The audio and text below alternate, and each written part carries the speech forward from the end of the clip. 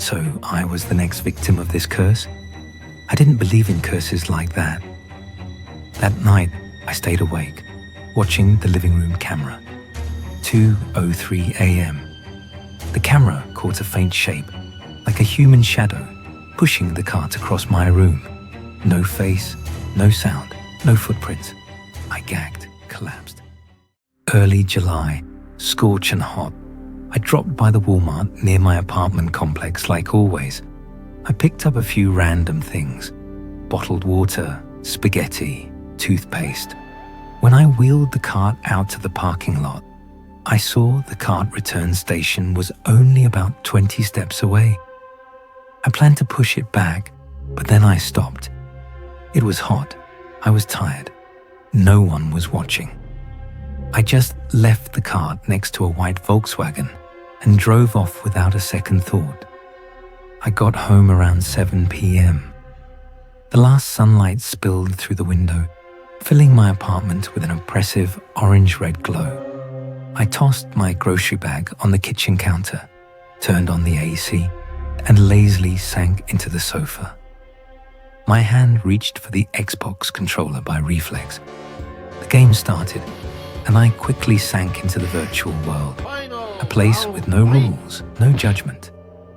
10 p.m. I sluggishly stood up to get the mail, still muttering curses from losing the match. The hallway was empty as usual. But when I opened my door, my hand froze midair. Right in front of my doorstep, exactly 3 tiles away, was a Walmart shopping cart.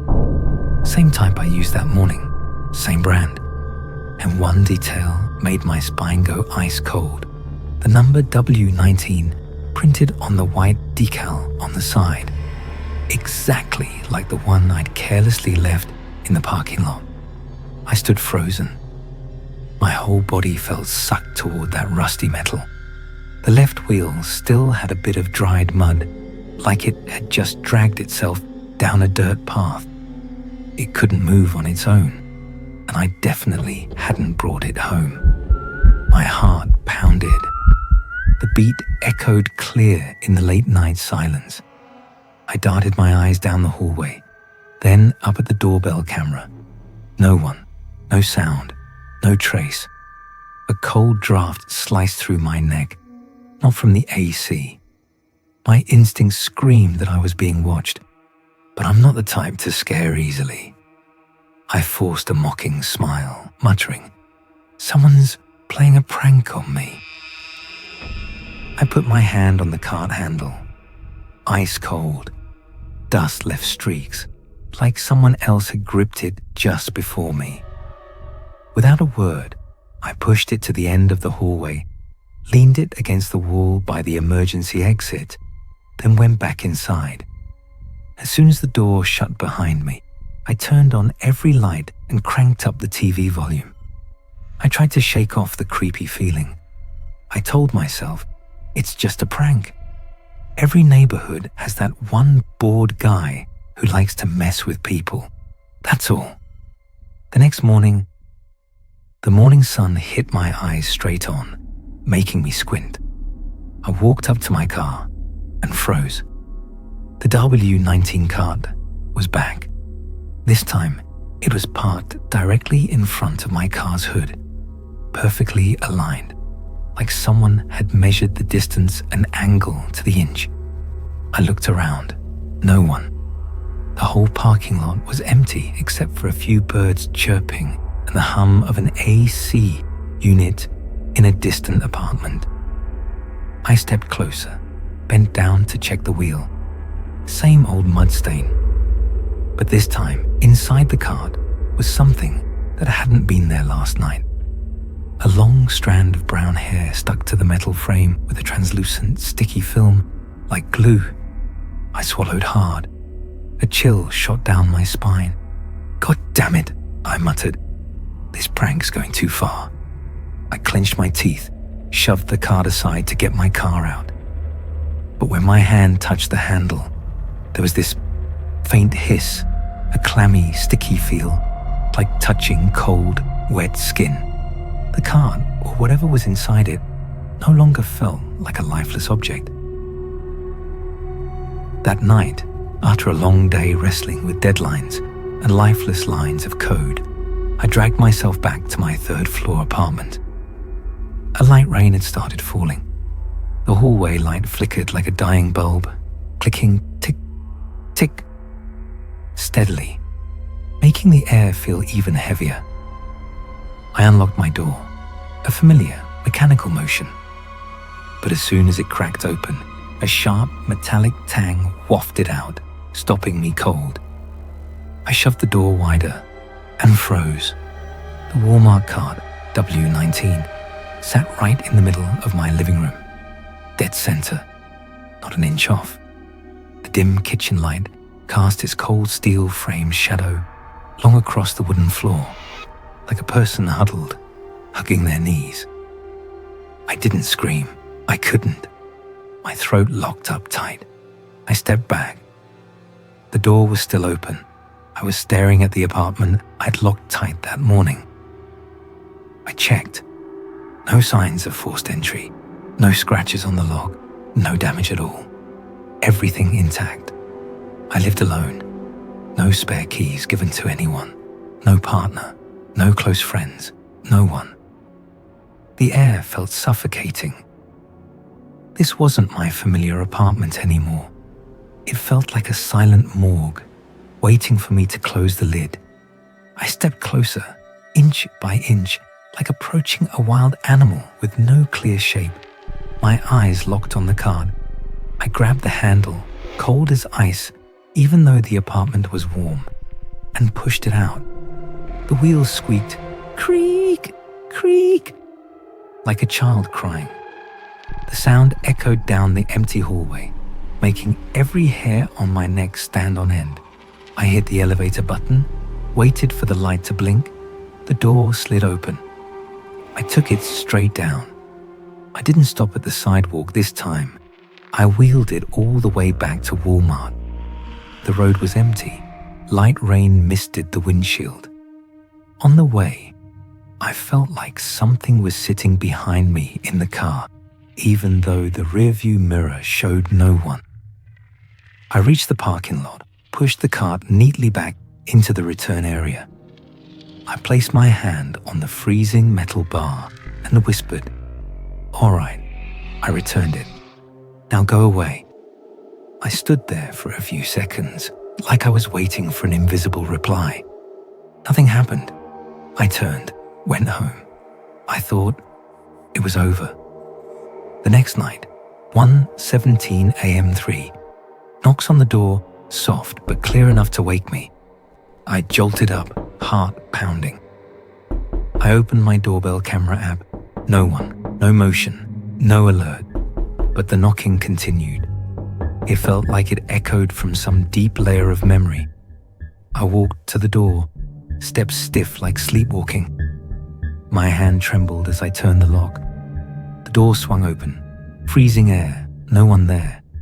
Only a photo, color printed, glossy, laid neatly on my doorstep like a sick gift.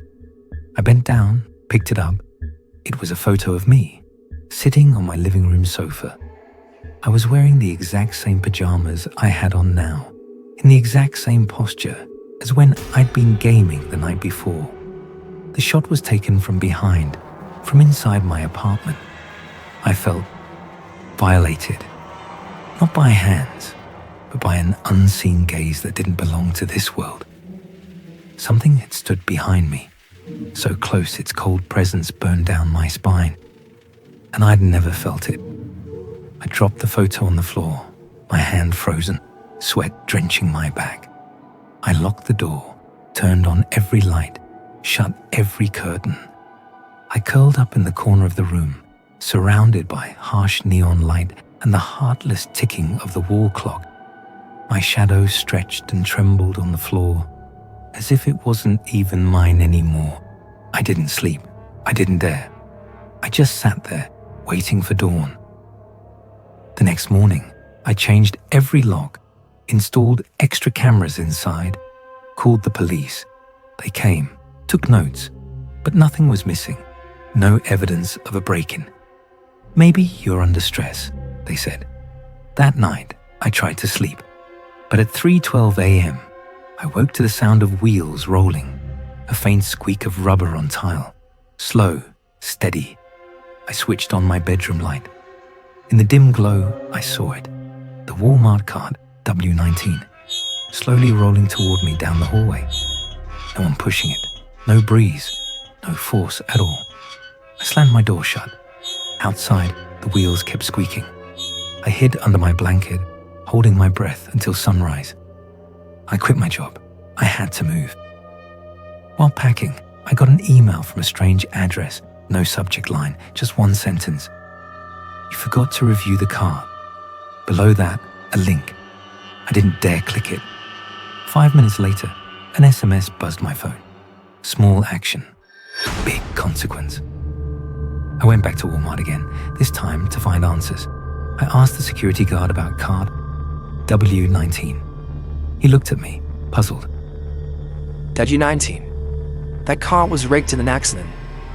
It had been pushed out and left by a truck bay, and after two vehicles collided, that car blocked the driver's view, leading to a catastrophic crash.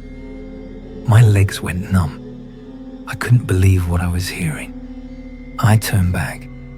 Dusk had fallen by the time I reached the lot.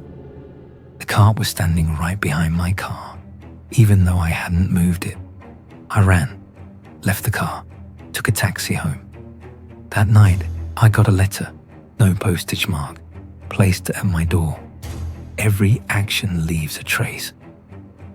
We just teach you to remember. I didn't know how to escape this nightmare. I turned on the TV to drown out the fear. A late-night paranormal talk show was on, about European ghost stories. An anonymous caller described an encounter. It was the story of the W19 card. The host paused for a long moment, then said, You're not the first to mention cart W19. Someone in Frankfurt, in Bruges, in Sicily. They all met it. Anyone who neglects it is hunted down. We call it the last review because it's your final chance to fix a small mistake before you're punished for your carelessness. So I was the next victim of this curse? I didn't believe in curses like that. That night, I stayed awake, watching the living room camera. 2:03 a.m. The camera caught a faint shape, like a human shadow, pushing the cart across my room. No face, no sound, no footprints. I gagged, collapsed. The next morning, I packed everything, ready to leave the apartment. But before I could, I got one last letter. I opened it out of morbid curiosity. Inside, one line. If you don't change, wherever you go, W19 goes with you. I sat down, numb. I started to change. Since that day, I do everything properly, not because I'm kind, but because I'm scared. I return carts to the right place, rain or snow. I never run red lights, even when the road's empty. I stand in line politely, don't cut. Pick up things strangers drop. No one's watching, but I do it anyway. Every time I do something right, I glance around, half afraid that W19 cart will come back. But it hasn't. Since then, I've started to believe that every action is recorded by something, even if you think no one's there.